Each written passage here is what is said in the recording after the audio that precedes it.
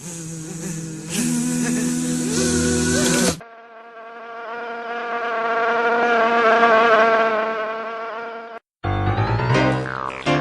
Avispero, información que hace ruido. De lunes a viernes, de 9:30 a 13 horas, por la 90.5.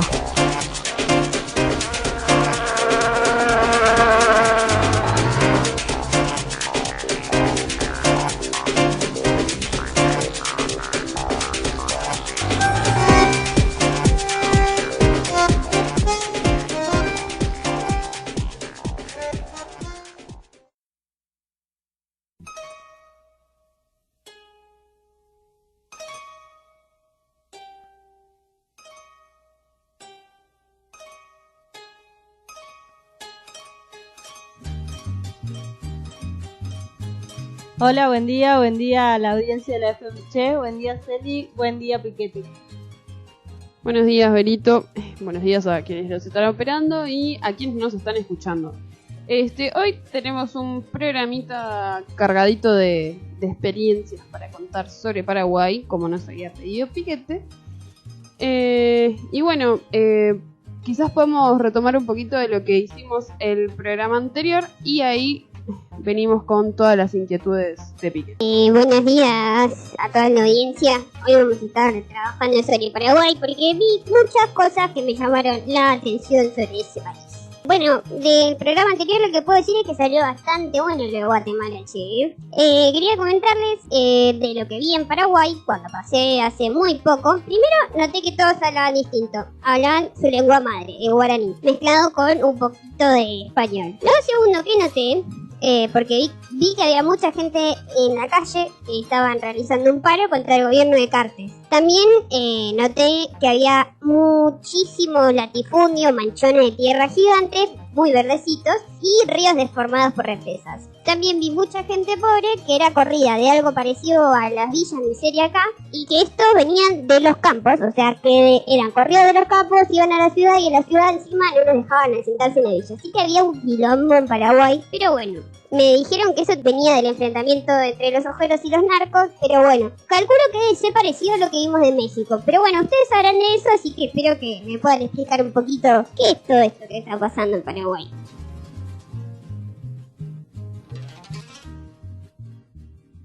Tal cual, Piquete, esto es como vos decías, lo mismo que ha pasado en los otros dos que comentábamos de los otros dos países de América Latina que vimos. Paraguay es un país que está atravesado por una historia de explotación y de saqueo. Pero, de lo que veías, tuvo que ver con la destrucción del Paraguay hacia fines del siglo XIX, que marcó la historia del país.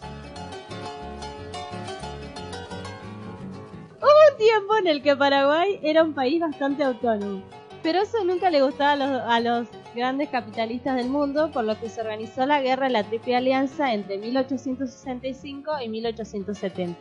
Con ella, Paraguay quedó devastado y nunca más volvió a recuperar su autonomía. Es así que a lo largo de estos años ha penetrado el narcotráfico, el monocultivo sojero y las migraciones masivas de la población de un lugar a otro. Hoy nos vamos a centrar en esas cuestiones sobre Paraguay, pero antes vamos a escuchar un audio de cómo se fabrica una guerra, pasión y muerte de Paraguay.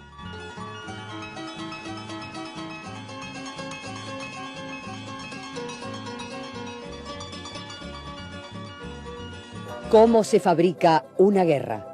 Pasión y muerte del Paraguay.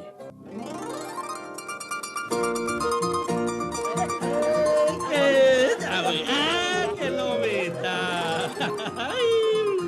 A divertirse, que la fiesta está en su mejor momento, será. Yo estoy muy hallado este año porque la cosecha no está linda, sino requete linda está esta cosecha. Y yo sí me hallo por la nueva fábrica de loza que le va a dar trabajo a mi marido y a muchos remolones de este pueblo. Y yo catú por mi vaquita que ya está a punto de parir. Pues sí, de eso se trata. Y yo por mi mujer que también está a punto. A ver, abuelo Lade, ¿qué decimos? Déjame tranquilo, mi tacuñaque. No, abuelo, usted no se escapa. Échenos una bendición a todos. ¿Y ahora qué le voy a decir? Ya hablé el año pasado y el otro año. yo estoy muy contento por lo que está pasando en nuestra patria. Primero, don Carlos Antonio López levantó nuestro Paraguay. Y ahora, su hijo, nuestro presidente de ahora, Solano López, nos lleva adelante. Era un poco loco, eso ya se sabe. Aunque, ¿qué gobierno no tiene metidas de pata, eh? Pero estos ojos míos vieron mucha tristeza antes. Nuestro pueblo ya sufrió bastante con España. Ahora vivimos en paz. ¿Quién nos molesta? Vamos a ver, ¿quién nos molesta? No nos falta nada. Acá ya ni los perros pasan hambre. Y somos libres, libres como el pájaro picaflor. Y eso vale mucho, hijos. Muy bien por el abuelo. Y ahora a bailar todo, muchachos. Ya veía, abuelo, a bailar. Ya ve, ajá, ya llegó kilo, mitad. ¡Viva el Paraguay!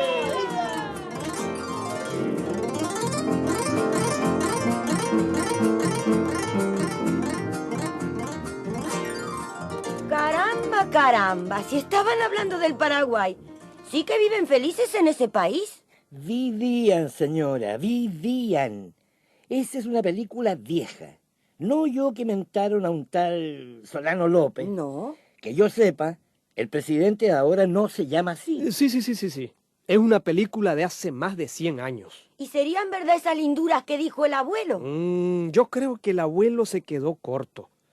En el Paraguay de aquel tiempo no había mendigos en las calles y usted podía dormir con la puerta abierta porque nadie le robaba a nadie. No me Sí, no me miren así. Todos los niños, todititos los niños sabían leer porque había escuela para todos. ¿Sí? Usted no miraba a un hombre sin trabajo ni a un terrateniente abusando del campesino porque... ¿Por qué dirán ustedes?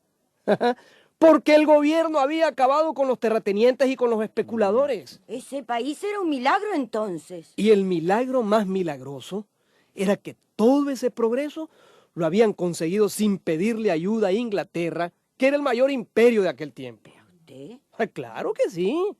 Aunque parezca mentira, en el siglo pasado, Paraguay era el país más desarrollado de América Latina. ¿Más que Brasil?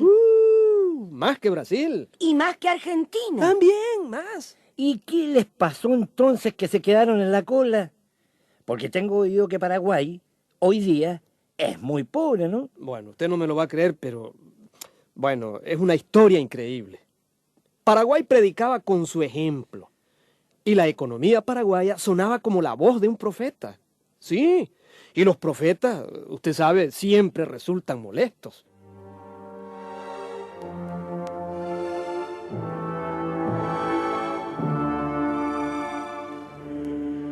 En los primeros años de la independencia de América, siendo Pedro II emperador de Brasil y Bartolomé Mitre presidente de Argentina, cuando el imperialismo de Inglaterra gobernaba en el mundo, la República de Paraguay experimentaba un modelo económico propio y su fama llegaba a todos los rincones de nuestro continente. ¿Cómo era posible desarrollarse sin contar con los ingleses? ¿Cómo podían los paraguayos realizar esos milagros? Su fama llegó también a oídos de los escribas y fariseos, los banqueros de Inglaterra. Esto no se puede tolerar, señores. O hacemos algo pronto, o ese paisito de indios orgullosos acabará con todos nosotros. Una manzana podrida pudre al resto. Hagamos negocio con ellos.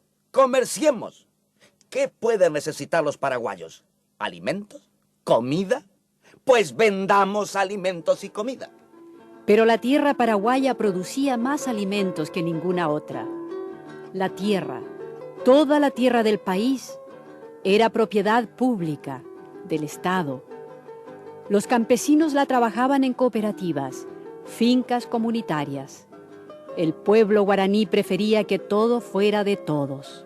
¿Qué pueden necesitar esos paraguayos? Vendamos ropa, telas, zapatos. ¿Qué pueden necesitar? ¿Platos, cuchillos, aguardiente? Un ferrocarril. Construyamos un ferrocarril en Paraguay. Pero los paraguayos ya tenían su propio ferrocarril. Tenían su línea de telégrafos, sus fábricas de tejidos, de papel, de loza, de materiales de construcción. Paraguay, un país sin mar, contaba hasta con una poderosa flota mercante que llegaba a todos los mares del mundo. ¿Qué necesitan entonces? ¿Armas? Pues vendamos armas. La industria militar ha sido siempre la que más dinero deja. Pero en las fundiciones de Asunción y de Ibicuí, los paraguayos ya fabricaban cañones de bronce, morteros, balas de todos los calibres. Hacía 100 años habían aprendido a hacer armas junto a los misioneros jesuitas para defenderse de los cazadores de esclavos. Aunque tengan lo que tengan, llevemos nuestros productos. Sus pequeñas fábricas no soportarán la competencia de precios. Así ha ganado siempre Inglaterra. Sí, hagamos eso. No Jorge. podemos. Han cerrado el río. Ese gobierno de Solano López no deja pasar nuestros barcos. No puede permitirse esto. Inglaterra vive de la compra y de la venta y de la compra. Nuestros bancos viven de los préstamos. Si no hay deudas, no hay intereses. Y si no hay intereses, ¿de qué vive un banquero? Díganme. Mientras los demás países latinoamericanos andaban con una piedra de molino atada al cuello, sus deudas con Inglaterra, Paraguay no le debía un centavo a nadie. Nunca había pedido préstamos a los bancos extranjeros. Y sin embargo, la economía del pueblo guaraní estaba en pleno crecimiento. Y por ahí te la ñandesi tú lo mitad. Somos libres. Libres de España y de Inglaterra. Más vean la ñandecho como hay. Vamos a caminar con nuestras propias piernas. Cachacho, vamos a invadir. Nada vamos a comprar afuera si nosotros mismos sabemos fabricar. Ni que una vea ñandecho pico, a ver. Queremos la paz y queremos que nos dejen en paz.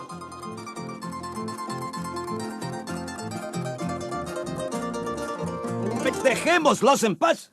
Total, con Buenos Aires y Río de Janeiro tenemos puertos suficientes para el libre comercio de nuestros productos. Opino lo mismo.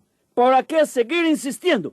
Tontos, más que tontos. Ustedes no entienden nada. Aquí no se trata de ganar más dinero. ¿Y de qué se trata, si puede saberse? Del mal ejemplo. Ahí está el peligro. La enfermedad puede contagiarse. No podemos permitir que un país se desarrolle sin nosotros. Los países vecinos pueden ver, comparar, imitar. ¿Y entonces? Entonces, conviene que muera un país y no que perdamos el negocio en todos los demás. ¿Y qué podemos hacer? Hacer la guerra. Acabar con ese paisito de indios tercos. Bajo el poder de Inglaterra, Paraguay fue sentenciado a muerte. La intervención militar fue preparada y financiada de principio a fin por el Banco de Londres, la Casa Baring Brothers y la Banca Rothschild. Hacerles la guerra, o mejor, hacer que otros le hagan la guerra. Argentina, Uruguay y Brasil son los vecinos de nuestro orgulloso Paraguay. Muy bien. Si esos tres vecinos se unen, el gobierno de Solano López durará pocos días.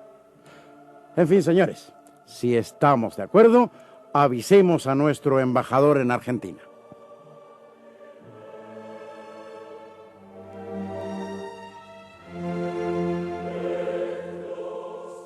En aquellos tiempos, Mr. Edward Thornton era el embajador inglés en Argentina. Thornton tomaba parte en las reuniones del gobierno argentino. Thornton se sentaba al lado del presidente argentino. Thornton se lavaba las manos en el mismo cuenco que el presidente argentino.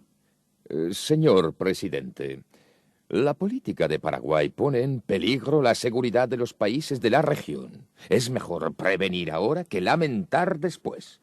Brasil ya está de acuerdo.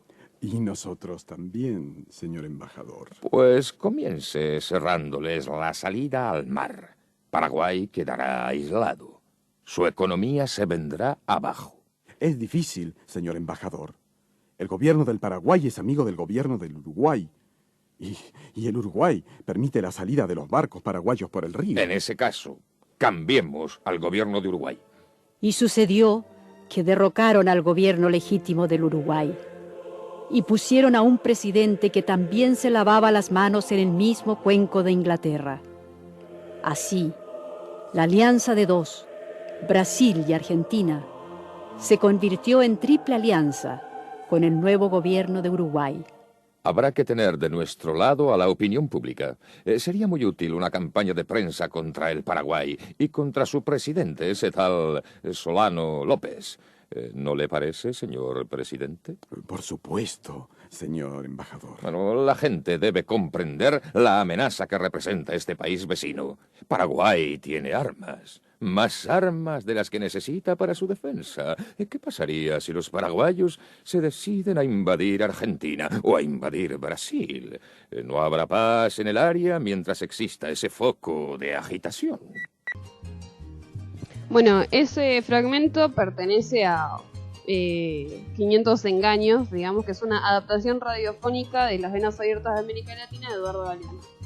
Ese relato refleja algo de lo que también hablamos en el programa anterior, pero en este caso centrado en las estrategias del imperialismo británico a partir de mediados del siglo XIX.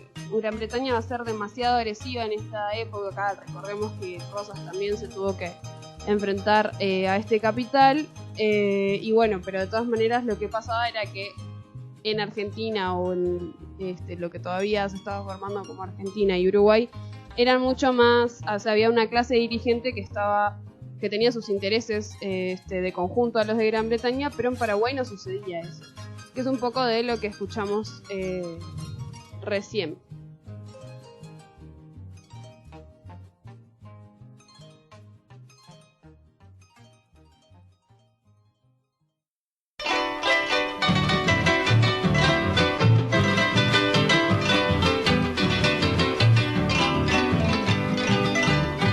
Atención, pido señores, un momento dejen dormir. La desgracia ha sucedido en el Puerto Guaraní. El 12 mes de octubre un baile dio a ofrecer. Omano Mateo Gamarra en manos de su mujer.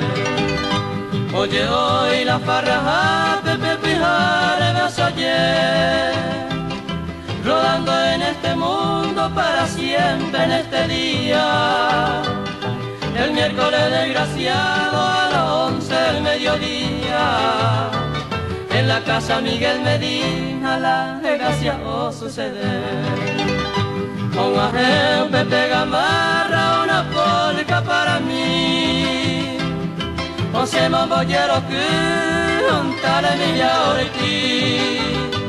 Sin recelo voy Gamarra, Emilia Pomongueta, a Gerala y Servija, junta Delfina a servir.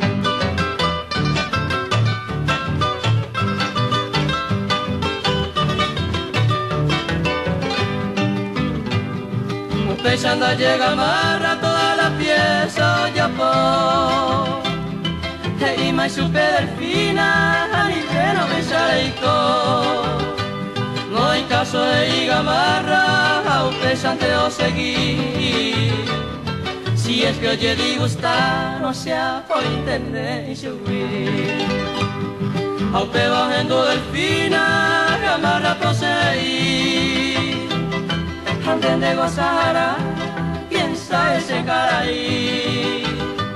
Seja de Delfina servina y nace cuapa. Cuña ye penico seja ni se va a ir a se burlar.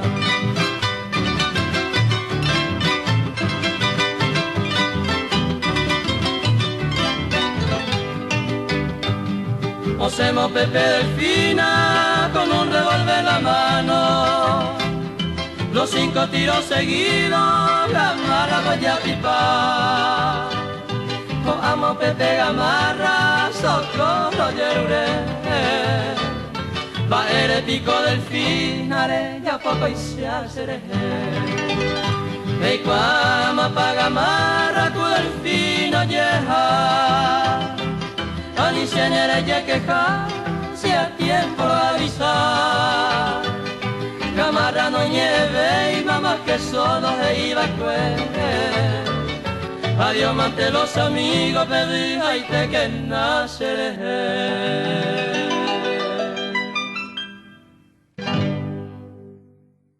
Bueno, entonces, después de ese tema musical, recordamos de que lo que estábamos hablando era de cómo Paraguay es destruido mediante la guerra de la Triple Alianza en concordancia con los intereses del Imperio Británico sobre ese territorio, digamos. Alguien que se salía del esquema y no podía reacomodarse por alguna vía económica era destruido mediante guerra. Ah, y sobre eso, a mí me dijeron que el gauchito Gil era desertor del ejército federal porque no estaba de acuerdo con matar a sus propios hermanos. ¿Puede ser? Claro, Piquete, como vos decías, el gauchito Gil tenía principios muy claros. Él, además de ser perseguido por gaucho, era perseguido por desertor. La guerra en contra del Paraguay era recontra ilegítima para el pueblo y por eso había muchos desertores, pero eran buscados y obligados a zafar. Es interesante que lo mencionen porque el gauchito es el reflejo de que el pueblo, los sectores populares tienen memoria histórica. Bueno, Paraguay fue gobernado siempre por militares, digamos. En 1946 se formaba un gobierno de coalición entre el Partido Colorado y el Partido Revolucionario Febrerista. El Partido Colorado en el 47 expulsó al gobierno del otro partido y a partir de entonces se consolidó la hegemonía de este partido. Que eso es distinto, digamos, a lo que veíamos de México o a lo que sabemos de Argentina, digamos. Es como la oligarquía consolidada en un solo partido que va a ser Colorado, que va a gobernar entre el 47 y el 62. Sí, como bien decía Celi, en ese periodo el único partido legalmente que se va a poder presentar a todas las elecciones va a ser el Partido Único Colorado. Así llegamos al 4 de mayo de 1954, cuando el general Stroessner dio un golpe de estado con la finalidad de mantener el orden. Esto va a ser como son estas dictaduras que nosotros vamos a ver acá, por ejemplo en la del 76. Con la finalidad de mantener el orden y con la ayuda del Partido Colorado, Stroessner va a encontrar las vías legales para mantenerse en el poder desde el 54 hasta el 89. Va a tener como muchísimos años de que va a estar en el poder la misma persona. En este periodo se hacen injustísimas distribuciones de tierra. Es así que en Paraguay el 1,6% de los propietarios se reparten el 80% de la tierra agrícola y ganadera. Lo que le da el golpe, digamos, a Stroessner son las noches del 2 y el 3 de febrero del 89 y que finalizan esta larga dictadura donde la oligarquía terrateniente se repartió todo el país, digamos. Tras disolver el parlamento stronista, el general Rodríguez convocó elecciones para el 1 de mayo, el Día del Trabajador, donde salió electo él y anunció la legalización de todos los partidos, exceptuando el comunismo, claramente, y estableciendo en 1992 una nueva constitución con un sistema democrático. Cabe recordar igualmente que el general Rodríguez también era del Partido Colorado, o sea que va a seguir existiendo el Partido Colorado aunque los demás partidos puedan participar en las elecciones. Para 1993 se van a celebrar de nuevo comicios presidenciales en los que también triunfó un candidato del Partido Colorado, que es Juan Carlos Guasmosí, que se convirtió, pero la diferencia con los otros es que él va a ser el primer civil en llegar a la jefatura de Estado. Tras 40 años de gobiernos militares, este va a ser el primero en 1993 que es un civil. Durante su mandato, hubieron dos graves crisis financieras, en 1995 y en 1997, que son mundiales, que eliminaron del mercado casi la totalidad de las empresas financieras locales, sobreviviendo casi exclusivamente las entidades financieras de origen extranjero.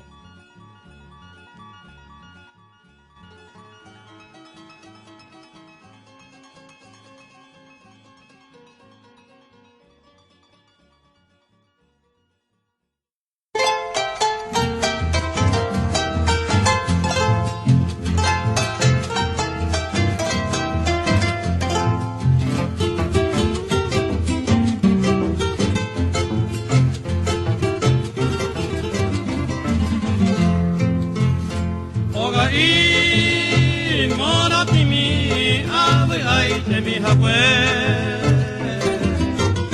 dereka sere covertire mande hewi mombere masanyo mi se mando andere aheka de taperete saga ushawi Aisha antehina oga inuembe upe Ita poka piwupe o semiro nyembo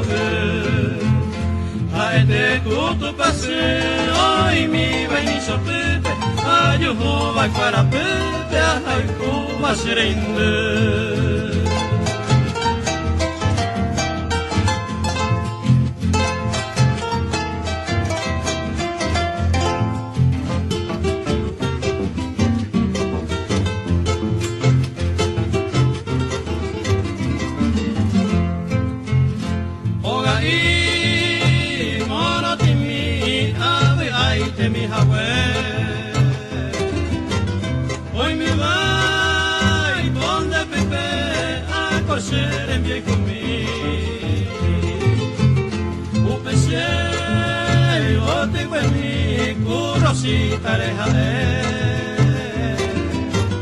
Ai potai che mi va essere come in una mi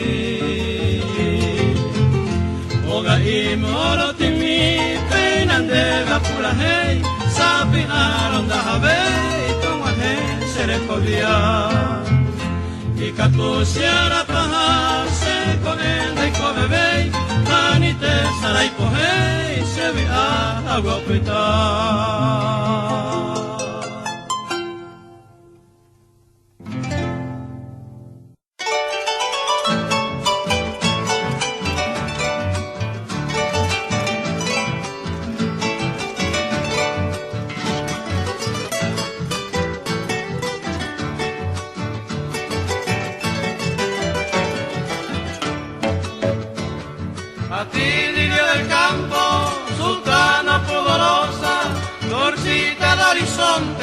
attiva mi canción para ensalzarte en ella, oh niña candorosa, estrella de mi dicha, mi luz, mi adoración.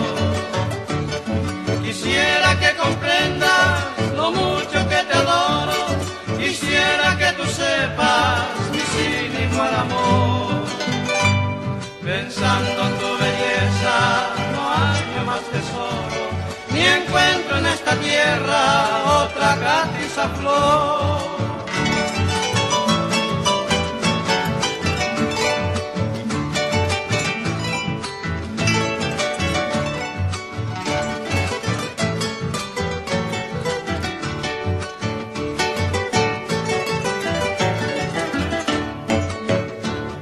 Ni los querubes en tanto igual a tu hermosura, ni el príncipe lucero, el faro matinal.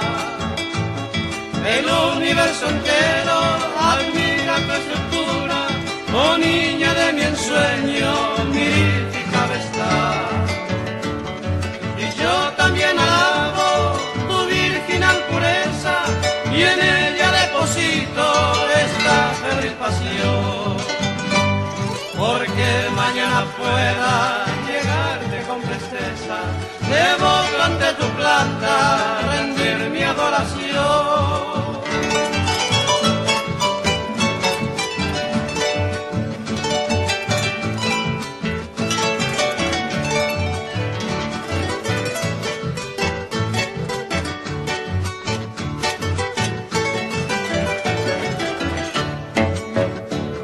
Y así rodando el mundo con esta cruz a cuesta, me iré cual penitente buscando tu piedad, implorando me acerque la edénica floresta, que yo un día soñara con loca ansiedad. Y al concluir mi canto, sultana pudorosa, infanta del horizonte, mostrarme tu bondad. Que lejos yo toco prendo mi amor de color rosa, amor indefinible, mi única heredad.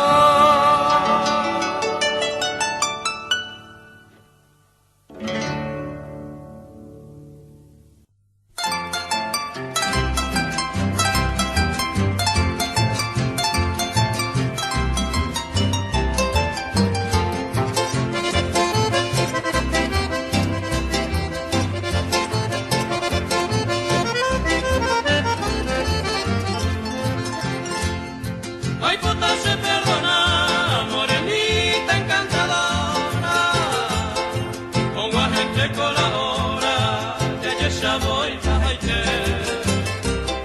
No ella ataca de vivir agua dichosa, con tu otro fiel amante, que seré cobiaré.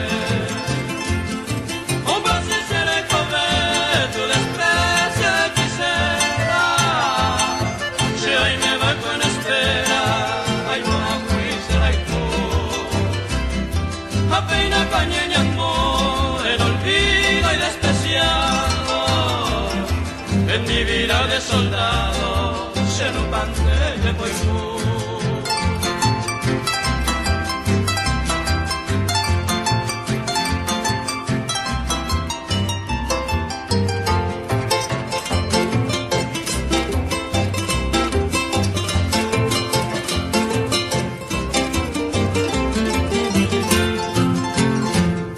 Maravendo y coi cantar, ella puede ser aunque sea merecer la depresión de vivir. Si se nicota así en el mundo deliciado y por todo despreciado, hay coacañes en ti.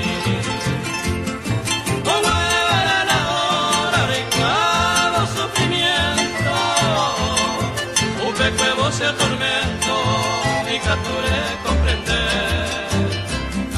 Oh, pero que na eres, bien que sirva ni añuado, con guajecemo morado, así quebrantore.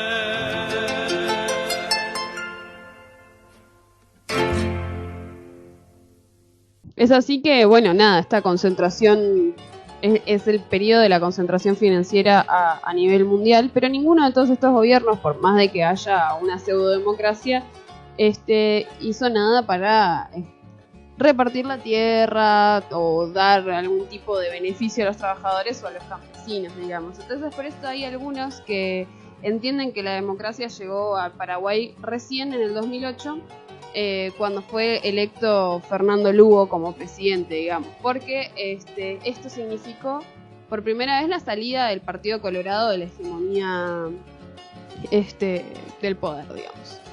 Entonces, tras 61 años de mando, Lugo corta esta racha. Bien, también hay que recordar que Fernando Lugo va a ser como uno de los primeros intentos de reparto de la tierra, con un intento de reforma agraria y varios otros ítems que ahora vamos a escuchar en unos audios que estuvimos recopilando.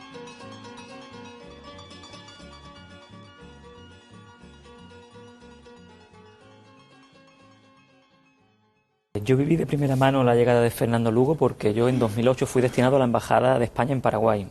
Y Fernando Lugo era lo que se conoce como un outsider, una persona que viene de fuera del círculo político, era un obispo que tenía una gran lucha social, histórica en el departamento de San Pedro, y llegó al poder con dos políticas fundamentales que pretendían cambiar el país. Una era una ley de IRP, una ley de impuesto de la renta de las personas que a la gente le parecerá raro que en Paraguay no exista, pero no existe un mecanismo de redistribución de la riqueza a través de quitarle al que más tiene y en políticas sociales darle al que menos tiene, para equilibrar un país que es uno de los países más desiguales del mundo. Y después, la segunda política estrella de Lugo era la reforma agraria. Paraguay es un país alarmante en el sentido de que el 2% de la población concentra el 86% de la tierra. En un país que se basa solo en el sector primario, agroganadero, te podrás imaginar la desigualdad que implica que el 2% de la población tenga el 86% de las tierras. Entonces eran las dos políticas estrellas de Lugo.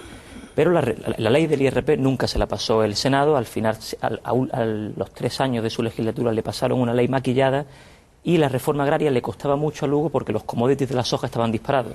Entonces llevar a cabo expropiaciones era muy complicado.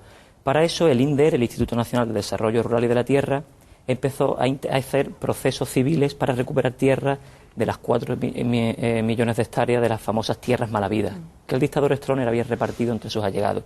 Aquello alarmó mucho a los terratenientes, que querían garantizar el status quo.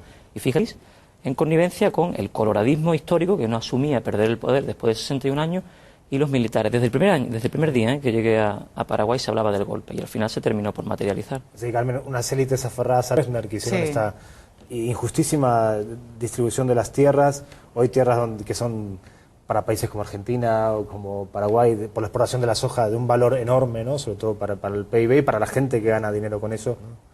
Sí, bueno, básicamente el Partido Colorado, que estuvo tantos años en el poder, basó su fuerza en el clientelismo, ¿no? De ser los programas sociales de los que hablaba Aitor, por ejemplo, no los lleva el Estado, sino que los lleva el Partido Colorado. Entonces, si tú necesitabas acudir al médico, tenías que estar en una charla directa con el presidente de la seccional colorada, que sería como un presidente local del comité de ese partido en el pueblo. Entonces, ¿quién gestiona la salud pública? ¿Quién gestiona la concesión de tierras a los campesinos? El Partido Colorado. Entonces, la dictadura de Alfredo Stroessner tenía dos bases bien sólidas, que son el Partido Colorado y las Fuerzas Armadas. Entonces, a base de eso se construyó un sistema tan fuerte, tan corrupto. Pero luego lo que hace es que aúna todo el voto protesta, por así decir, de Paraguay, tanto de liberales, que era la fuerza opositora histórica de Paraguay, como de los otros grupos minoritarios de la izquierda. ¿Por qué? Porque Lugo era una figura que estaba por encima de la política, como bien te decía, era un outsider que tenía una larga trayectoria de lucha social. Entonces, aunó todo el voto protesta, pero en el legislativo los partidos tradicionales siguieron siendo la gran mayoría. Entre colorados y liberales copaban todo el Senado y todo el Congreso. Entonces, Lugo realmente era el poder ejecutivo, pero era incapaz de poder llevar ninguna política pública a cabo porque el Congreso y el Senado le vetaban todas sus propuestas. La llegada de Lugo al poder significó la real apertura democrática en el Paraguay.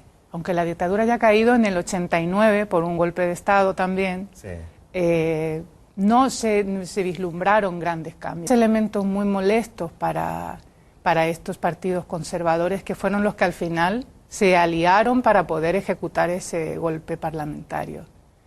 Uno de ellos es la lucha campesina por la tierra y su oposición feroz al cultivo de las semillas transgénicas, al agronegocio.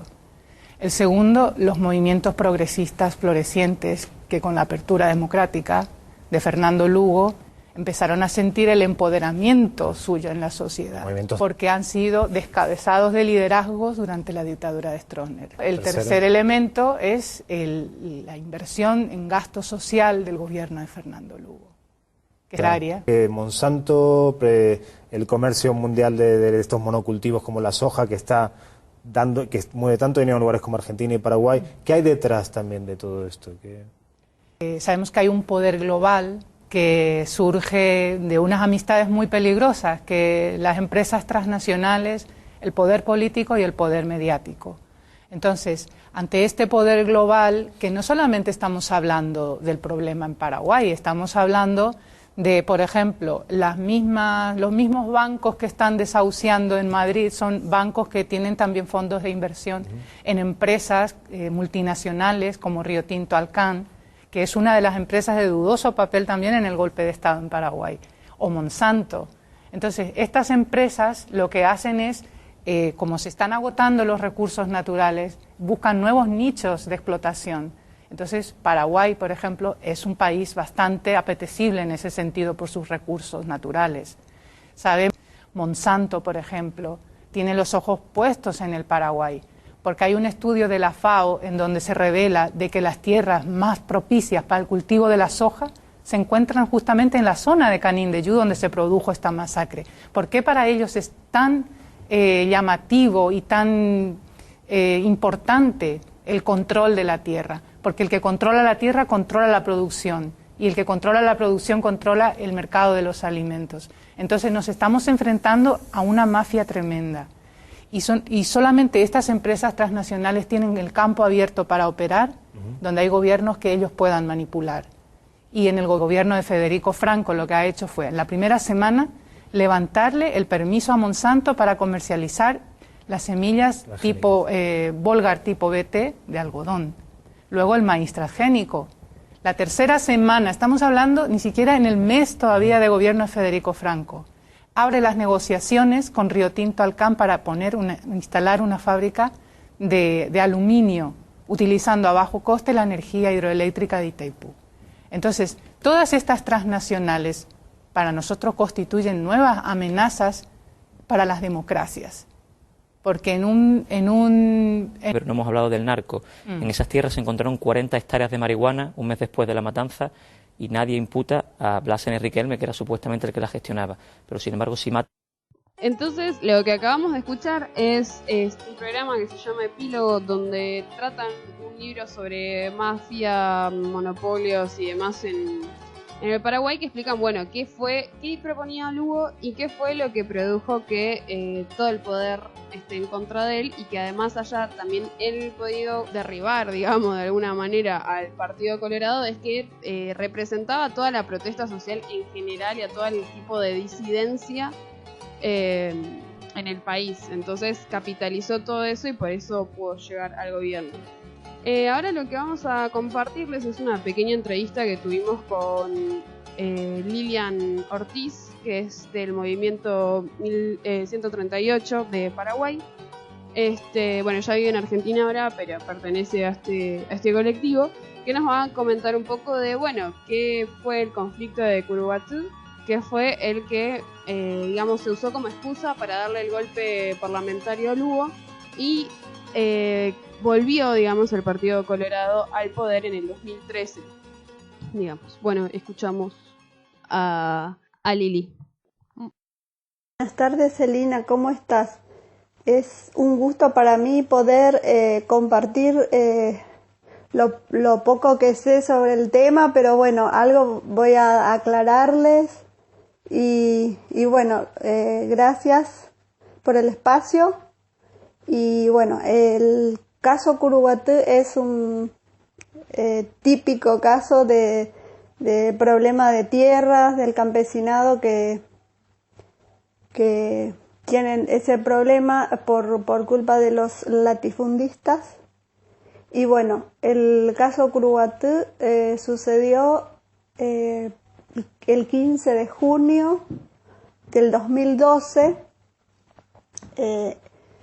Los campesinos habían tomado una parte de Campos Moronví 3 semanas antes del 15 de junio, porque estaban enterados de que había un excedente en esa propiedad. Entonces, como ellos necesitaban para poder cultivar y tener su hogar, un pedazo de tierra, entonces, bueno, ellos fueron a tomar ese lugar y bueno, después el 15 de junio vino el desalojo y bueno, luego la masacre que bueno, fue terrible, que murieron 11 campesinos y 6 policías, 17 personas murieron en esa masacre y la verdad que fue algo terrible, que quedaron muchos heridos, después personas imputadas por invasión de propiedad supuestamente, porque bueno, es una propiedad que primeramente pertenecía a IPSA, que es la Industrial Paraguaya Sociedad Anónima, que donó al Estado paraguayo y que luego fue utilizada por la Marina, por eso justamente se llama Marinacue. Y bueno, luego el señor Riquelme se apropió de de esa parte y bueno, se apropió ilegalmente, o sea que el primer invasor es él y bueno, eso fue lo que derivó a la masacre de Curuguatú. Entonces podríamos decir que unas tierras que antiguamente había utilizado la Marina son tomadas por Blas Riquelme, que es un empresario o digamos del poder económico político del Paraguay, por lo que tengo entendido, corregime si me estoy equivocando, y se había pensado una recuperación de esa tierra por parte de los campesinos justamente para que puedan desarrollar su vida, digamos, en ese lugar. Entendemos que en la masacre se desplegó una fuerza descomunal contra un grupo de 30 y pico de campesinos. Las fuerzas policíacas superaban muchísimo, digamos, al número de campesinos. Eran 300 y tantos policías, digamos, de armados hasta los dientes, contra un grupo de campesinos que no superaban las 40 personas, que también estaban armados y de rifles, y es de eso de lo que se enganchan para decir que la masacre fue responsabilidad de los campesinos. Lo que nosotros sabemos es que las pericias indican que los rifles de los campesinos nunca fueron disparados y que todos los perdigones que se levantaron aquel día pertenecían a las armas de la policía. Y hubo muchísimo toqueteo, digamos, por parte de los fiscales que llevaban la causa para digamos, de las pruebas para condenar a los campesinos por esto. ¿Estás un poco al tanto de cómo se ha ido desarrollando este juicio? Porque sabemos que muchas veces estuvo parado, pero que hace un mes casi, sí, el 4 de enero, si no me equivoco, reanudaron los juicios. ¿Esta situación cómo está? ¿Cuál es la reivindicación que llevan adelante los campesinos? ¿Y en qué situación estaría hoy el juicio? Bueno, el señor Blas N. Riquelme fue presidente del Partido Colorado y bueno, él se valió de todo eso para tomar tierras ilegalmente. Y bueno, también la masacre de Curuguatú fue utilizado para como golpe parlamentario a la presidencia de Lugo, que era un presidente que estaba molestando mucho al Partido Colorado y a los liberales, que son los partidos tradicionales del Paraguay, porque estaba realizando beneficios a favor de la gente que realmente lo necesitan, y bueno, todas esas cosas siempre molestan. Eso de que los policías y todo eso que fueron a hacer el desalojo realmente sobrepasó la cantidad, en el sentido de que los campesinos que estaban ahí tomando la tierra eran como 30 máximo, entre mujeres y niños, y bueno, no era necesario tal despliegue de soldados, vamos a decirlo así, para hacer un desalojo. A pesar de que supuestamente tenían que ir sin armas, había otras fuerzas especiales que sí estaban armados. Estuvieron los de la infantería, y después de la GEO, que es una fuerza especial, y antimotines, y también la policía de la ciudad de Curuguatú. Y bueno, todo eso derivó a una masacre terrible que, bueno, que también llevó a la destitución de Fernando Lugo. La masacre de Curuguatú provocó fuertes críticas en el país y provocó la dimisión del ministro del Interior y también la del comandante de la policía. Los policías dijeron que ellos fueron emboscados cuando intentaban establecer las tratativas. Ellos sospecharon que miembros del Ejército del Pueblo Paraguayo estaban infiltrados entre los campesinos. El Ejército del Pueblo Paraguayo es con sigla EPP, es un grupo supuestamente terrorista que se encuentra en la zona norte.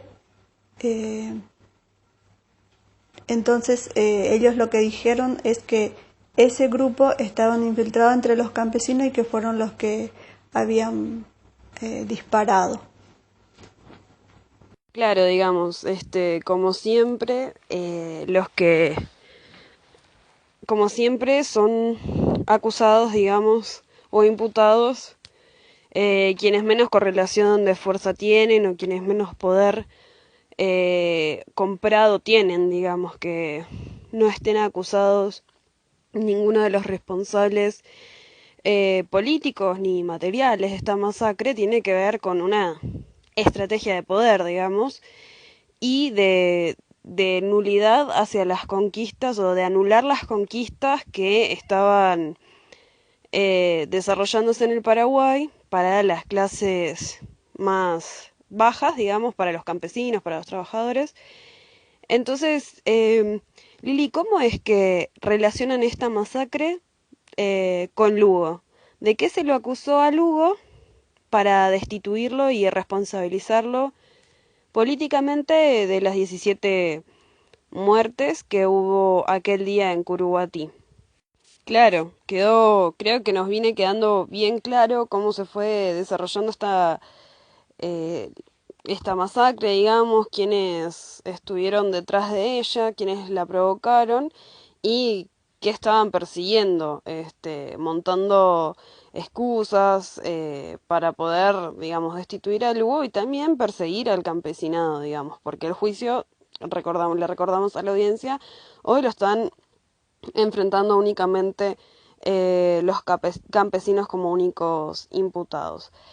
Lili, te hacemos unas últimas preguntas para ya no robarte más tiempo, y es sobre el desempeño de Cartes. Nosotros sabemos que, bueno, después de este golpe de Estado parlamentario, a Lugo, el Mercosur lo suspendió al Paraguay de las participaciones diplomáticas hasta que se reanudaran las elecciones democráticas, donde vuelve al poder el Partido Colorado, que es el histórico partido dominante de el Paraguay.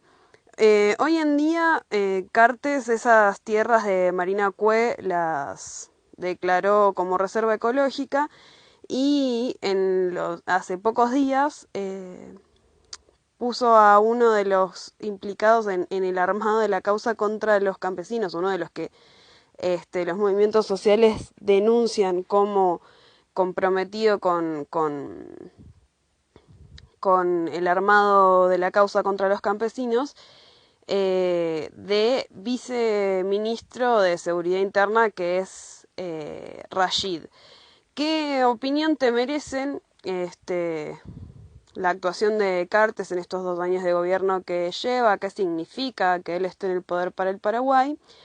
y cuáles son, digamos, tus opiniones o qué sensación te da el hecho de que Rashid hoy esté en la cartera del Ministerio de Seguridad Interna. O sea, cuál es el panorama que hoy se está viviendo en el Paraguay con estas asignaciones y este gobierno. Hasta que él aceptó la donación de Marinacue como para reserva, es también bastante contradictorio todo, porque en el 2004, mientras estaba como presidente del Paraguay Nicanor Duarte Frutos, había dado esas tierras como parte de la reforma agraria, esas tierras, así que es como que es muy complicado el tema, porque las tierras ya fueron donadas al Estado, el Estado los dio para la reforma agraria, y ahora de vuelta el señor Riquelme dice que es de él y lo está donando al Estado. Cartes lo acepta como para una reserva ecológica. Y aparte de eso, hay un juicio pendiente entre el Estado y los Riquelme.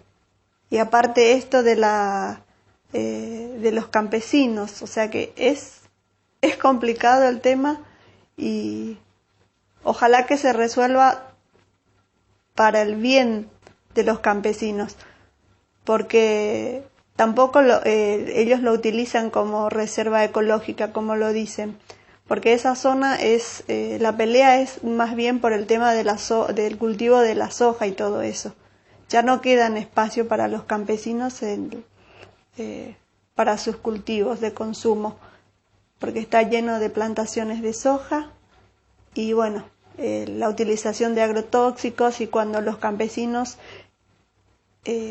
reclaman, luchan porque no se hagan esas cosas, son criminalizados y bueno, son torturados, son apresados, imputados, les queman las casas, todo, las escuelas, y bueno, es muy complicado.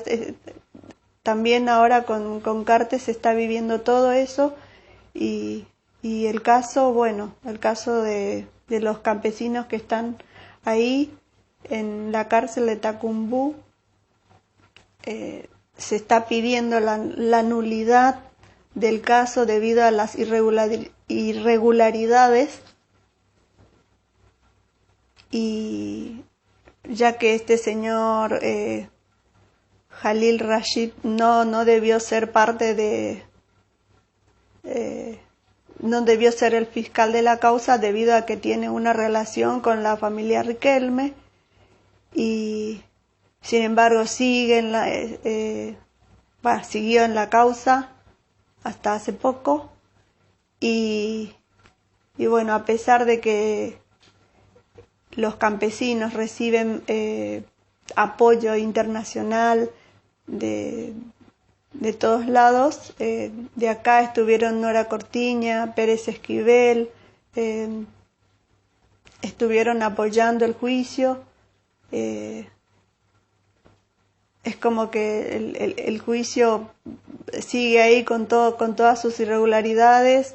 Los abogados a veces también son imputados por defender de más, algo así, de esas cosas. Mucho no entiendo el tema de que un abogado tenga que ser acusado por defender de más a sus clientes y todo eso.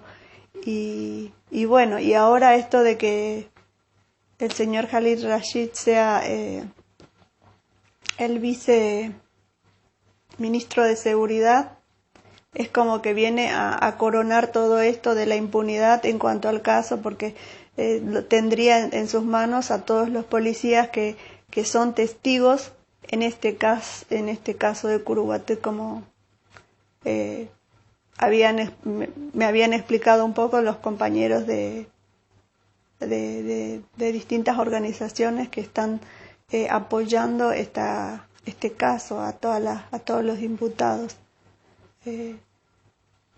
Y la verdad que la problemática de las tierras es una cosa de nunca acabar y es en todos lados, porque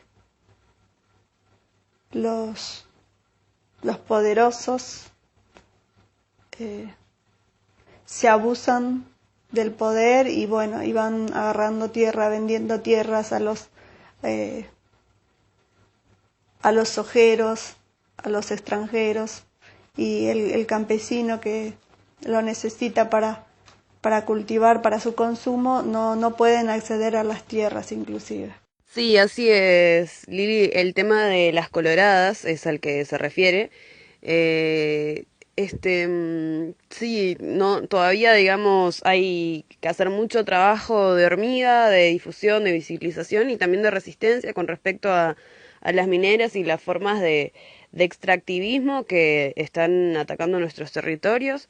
Es como vos decís, esperamos poder recuperar la tierra, ponerla a disposición de, digamos, de quienes la trabajan, de quienes la habitan. Ese también es una de, digamos, de nuestras luchas. Y bueno, también estamos acá por cualquier cosa que necesiten difundir. Y te agradecemos muchísimo, Lili. Muchas gracias por lo que nos has contado. Así que bueno, hasta la próxima. Un gran abrazo. Así es, Celina, compleja el caso Curuguatú. Y bueno, todo lo que se relacione con el tema de tierras y todo eso siempre es compleja. La problemática esta es compleja y solamente visibilizando, ayudándonos entre todos, yo creo que podemos ganar y recuperar la tierra, los espacios que pertenecen al campesinado, ¿no?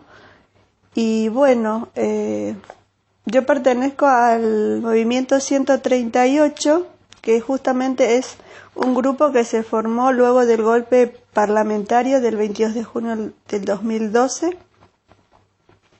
Justamente es para encarar una resistencia contra toda forma de autoritarismo, por medio de estrategias creativas que buscan poner en evidencia las injusticias. Y se llama Movimiento 138 en alusión al artículo 138 de la Constitución Nacional Paraguaya, que dice: se autoriza a los ciudadanos a resistir a dichos usurpadores por todos los medios a su alcance. Entonces, el movimiento 138 en este momento milita justamente la causa Curuguatú. También están en otras causas, pero específicamente se dedica a esto más que a los otros. Y está compuesto por paraguayos, argentinos. No es que solamente sea de paraguayos. El que tenga ganas puede ser integrante del grupo y bueno, y en una de esas yo me encontré con ellos y estoy ahí con el tema también, ayudándolos, apoyándolos en todo esto. Es mi primera experiencia militando, como dicen ustedes. Me cuesta muchísimo el tema militar. Y bueno, muchísimas gracias, Celina, por el espacio, y a la radio FMC de Junín. Y también les mando mucha fuerza a los compañeros que están ahí, como me habías contado, que están con un problema también. Así que mucha fuerza desde acá y bueno, vamos a tratar de visibilizar. Aún no encontré nada en los medios respecto al caso de allá. Espero que algún medio ya lo esté pasando. Bueno, muchas gracias, Celina, y hasta cualquier momento. Entonces, algunas reflexiones finales sobre esto. La Tierra, digamos, sigue en manos de este 1,6%, digamos, de la población, que está en disputa claramente entre la soja y los narcos. Curuguatí, digamos, concentra mucho de estos conflictos porque quienes se disputan esas tierras son los campesinos que querían retomar parte de las tierras civiles, fiscales, como parte de la reforma, un apropiador de la oligarquía y grupos ligados al narco que habían cultivado marihuana en esos campos de Marinacue, pero de todas maneras ninguno de los poderosos ha sido juzgado hasta el día de hoy. Los únicos que están pasando por el proceso judicial son los campesinos, claramente. Y nada, hace pocas semanas el fiscal de la causa fue nombrado viceministro de Seguridad Interna del Paraguay, lo cual ha desatado un montón de protestas y críticas, porque este fiscal es amigo de quien escuchábamos que era Blas Riquelme, implicado, digamos, en tomar los campos por parte de los grupos económicos del país. Entonces, y él sería como el cuñado de Blas Riquelme, por lo cual, digamos, además de plantar pruebas falsas y toquetear todo el caso, el chabón lo puso a disposición, o sea, incriminó a los campesinos en vez de a quienes eran los responsables de la masacre. Entonces, bueno, esa es la situación hoy en Paraguay, que el Partido Colorado volvió al poder con Cartes en el 2013, que es el actual presidente del Paraguay, y que él asume por vía democrática, por lo cual el Paraguay vuelve a estar dentro de las tratativas del Mercosur, se lo volvió a aceptar, ya no está más sancionado internacionalmente porque devolvieron a la democracia, básicamente. Así que si hay algo para rescatar es que por lo menos hay gente que ha quedado movilizada después del proceso del Lugo y de la masacre. Pero bueno, nada, están complicadísimos y hay cosas que están sucediendo allá que son parecidas a las de acá. Por ejemplo, que fue durante el gobierno de Lugo que se sancionó la ley antiterrorista, que es la que se está aplicando hoy sobre los campesinos. O sea que la ley se hizo bajo Lugo y la nuestra se hizo bajo Cristina.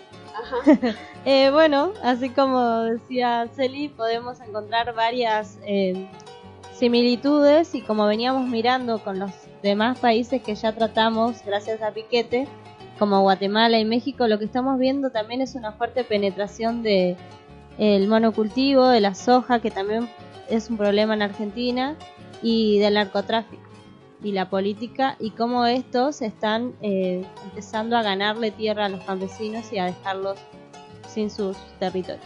Bueno, así que nos despedimos de ustedes. Esperamos, Piquete, que te haya quedado claro, esperamos que a la audiencia le haya quedado claro esto del Paraguay, y nos encontramos la próxima con ¿qué, Piquete? Claro, ahora puedo entender un poquito de qué viene todas estas cosas que yo había visto por Paraguay. Y bueno, nada, chicos, muchas gracias y nos veremos en la lucha, porque por cómo vienen las cosas me parece que venimos bastante mal. Y la próxima semana me gustaría hablar un poquito sobre algunas cuestiones que vi en Chile, que si bien no se habla tanto de soja, sí se habla bastante de minería y de hidroeléctricas. Y también había ahí un par de movilizaciones que estaría bueno hablar sobre eso. Bueno, con algo de Chile para la próxima.